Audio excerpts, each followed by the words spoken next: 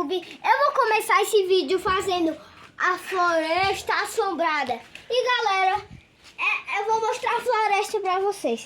Então, essa floresta assombrada, foi meu avô que plantou ela. Mas dizem que existe um monstro ali. Mas nem eu e nem minha irmã acreditam. Então vamos lá pro vídeo. Mostra o pé de abacate. E também tem aquele pé de abacate que a gente vai plantar para virar a floresta amazônica. Ai, gente, cadê Luiz, hein? Cadê ele? Vamos entrar? Cadê Luiz? Olha ele aqui.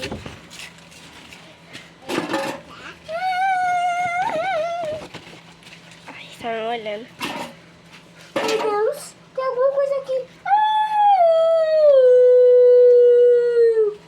Tem alguma coisa aqui. Alice, cadê a sandália? Branco molhão.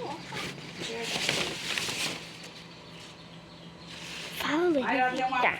E galera, continuando o vídeo. Alice, Isso aqui é um descalça, pé aí, de Alice. café.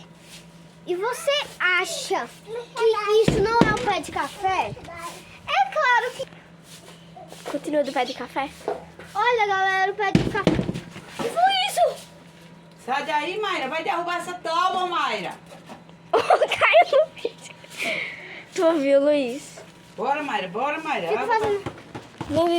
Vem pra cá, vem pra cá. Galera, nunca consegui sair daquela floresta, galera. Quase que eu pegar. Fica parado. Galera, e agora? Que vai...